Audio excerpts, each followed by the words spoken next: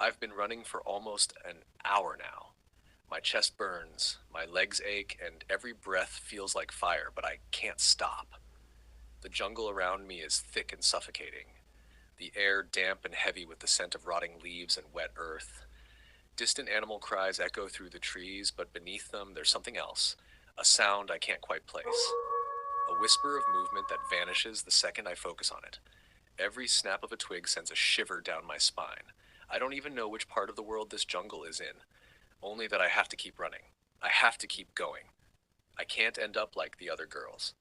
I have to be the one that survives.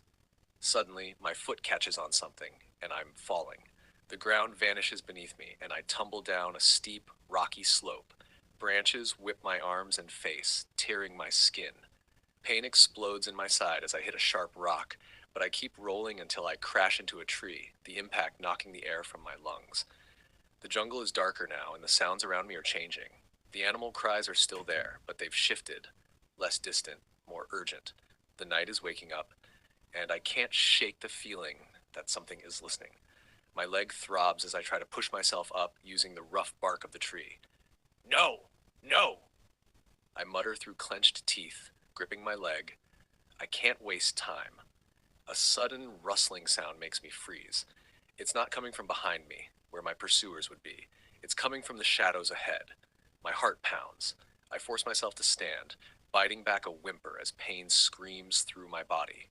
Run, I whisper, my voice shaking. Just run. If I just keep following the river, I might make it to the nearest town. Every step is agony, and my stomach is a hollow pit, gnawing at itself. That stale piece of bread I ate this morning was a cruel tease. It did nothing to keep the hunger at bay. Come on, Laura, I whisper shakily, slapping my cheeks as if the sting will jolt me out of my rising panic. My voice trembles, and even that tiny sound feels like too much, like it's inviting something closer. The darkness thickens, swallowing the world around me. I can barely see my own feet. My heart pounds against my ribs, a rhythm that refuses to quiet. If they catch me, I know what will happen. I've seen what they did to the ones who tried to escape. But there's another fear clawing at the edges of my mind, one I can't ignore. The jungle is dense, the tangled undergrowth clawing at my legs like fingers desperate to drag me back. My breath is ragged, my limbs aching, but I force myself forward. What if I trip? What if they're closer than I think? What if it is closer than I think?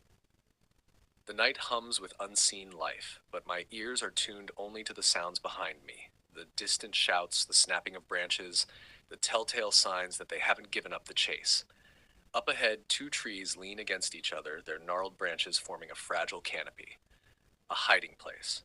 I hesitate for only a second before slipping beneath them, pressing myself into the damp earth. My breath is shallow, my entire body coiled with tension. I can't move. I can't make a sound. The voices grow louder, closer. Then a snap. Not from me, from somewhere beyond the trees. The men freeze. So do I. Something else is out there. One of them curses under his breath. Damn place is crawling with animals. But I don't think it's an animal. The flashlight beam swings wildly through the trees, cutting through the darkness just above my head. I press deeper into the dirt, willing myself to be invisible. The moment the light shifts away, I move. A silent sprint, my aching legs forced into motion. Twigs snap beneath my feet, and I know I'm making too much noise, but there's no time to be careful now. Behind me.